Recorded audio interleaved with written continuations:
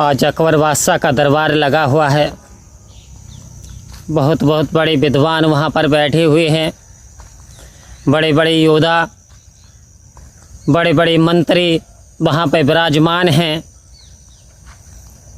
लेकिन आश्चर्य तो जब हुआ जब उन विद्वानों के बीच में एक जुआरी व्यक्ति भी प्रवेश कर जाता है।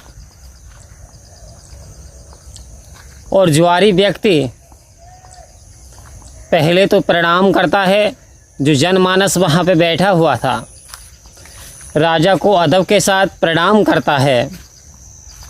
राजा बड़ा खुश होता है कि भाई जिसके बारे में हमने सुना था कि जुआ खेलता है, शराब पीता है, लेकिन आज इस दरबार में आया।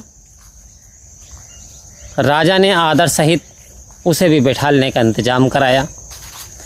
बैठा, लेकिन उसका जो सवाल था, राजा ने पूछा आप करने क्या आए हैं, कैसे कैसे आए बताइए। उन्होंने कहा राजन मेरे आज दो सवाल हैं, मेरे मन में दो विचार आए, मैं आज आपसे उनसे पूछने आया हूँ। बोले बता दीजिए। तब शराबी व्यक्ति ने कहा राजन ये बात बताइए सत्य क्या है और असत्य क्या है, सत्य क्या है और असत्य क्या है। नंबर दूसरा प्रश्न, इस संसार में सबसे ज़्यादा खुशनसीब कौन होता है, सबसे ज़्यादा भाग्यशाली कौन है इस संसार में। राजा ने विद्वानों की तरफ देखा, एक टुक नज़र लगा के देखा तो विद्वान बहुत सारे बैठे हुए हैं, लाइन दर लाइन विद्वान बैठे हुए हैं। लेकिन जैसे जैसे राजा की नज़र पड़ रही थी, एक एक विद्वान पे नीचे को सर झुका लेते थे। जिस जिस पर नज़र पड़ी उसने सर नीचे को कर लिया।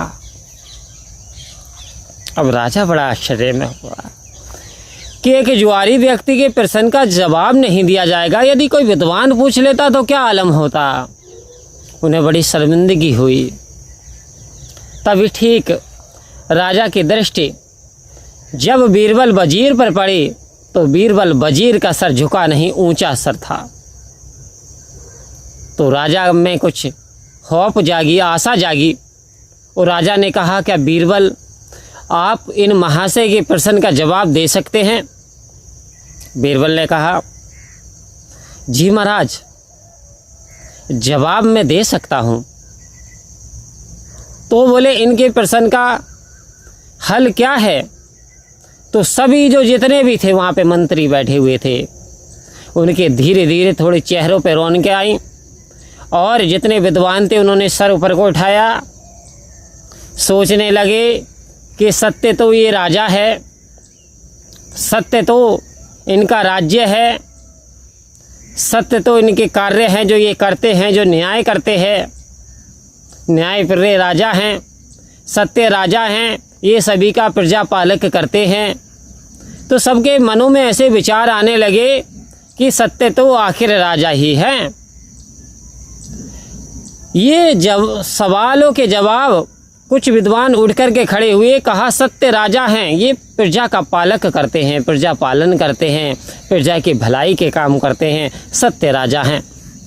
जुआरी ने नीचे को बड़ी कर दी और ना में जवाब दिया, हिला दी, मना कर दिया, नहीं ये मेरे प्रश्न का जवाब नहीं है।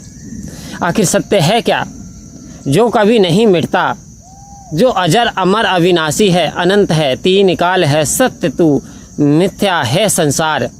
जो तीन काल सत्य है, वर्तमान में सत्य है, भूतकाल में सत्य है और भविष्य में भी सत्य रहेगा। कुछ रहे ना रहे, पृथ्वी रहे ना रहे, आकाश रहे ना रहे, जल रहे ना रहे, कोई दुनिया की कायनात में कोई प्राणी ना रहे, लेकिन परमात्मा अजर है, अजर रहेगा और अजर था। तो कह रहे तीन काल है सत्य तू मिथ्या है संसार। जुआरी ने मना कर दिया, यानी राजा सत्य नहीं है।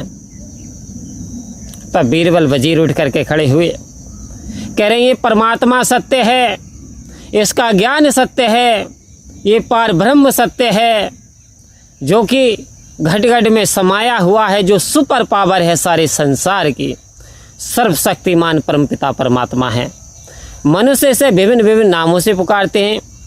कोई भगवान कहता है, कोई राम कहता है, कोई श्री कृष्ण कहता है, कोई वाहेगुरु कहता है, कोई अकाल कहता है, कोई पुरुष कहता है, कोई सत्य सनातन कहता है, ना जाने कोई शिव कहता है, कोई ब्रह्मा, कोई विष्णु, कोई महेश। कह रहे इसी के प्यारे से प्यारे नाम हैं। कोई राम कहता है, कोई रहीम कहता है। सब परमात्मा के प्यारे प्यारे नाम हैं और परमात्मा ही शाश्वत सत्य है। जब राजा मिट जाएगा, राजा का शरीर मिट जाएगा, इस राज्य का नष्ट अंत हो जाएगा, तब भी परमात्मा रहेगा। जुआरी ने हाँ में सर हिला दिया। अब दूसरा प्रश्न पूछने की बारी थी कि संसार में सबसे ज़्यादा खुश नसीब कौन होते हैं?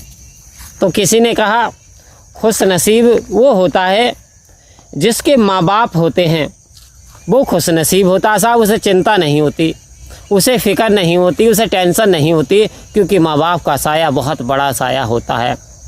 वो कहता कुछ कुछ बात तो सही है कि वो भी खुश नसीब होता है, लेकिन सबसे ज़्यादा खुश नसीब कौन होता है?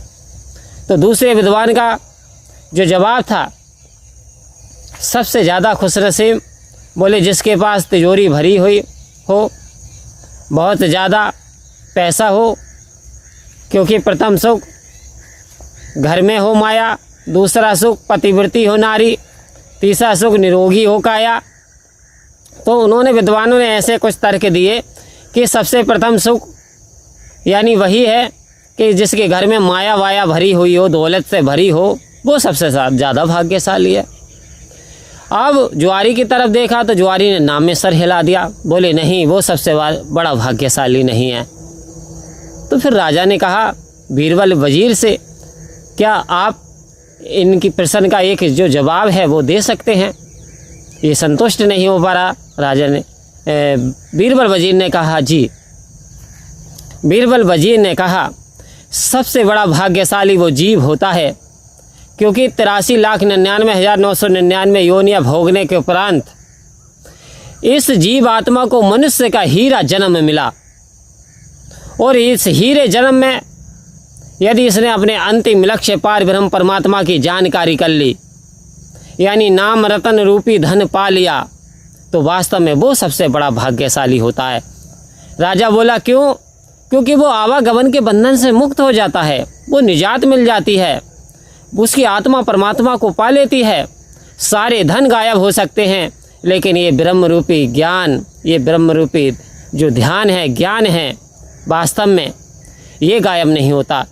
जिसके पल्ले में ये धन आ जाता है, तो कहा गौ धन, गज धन, बाज धन और रतन धन कान, जब आए संतोष धन, सब धन धूल समान।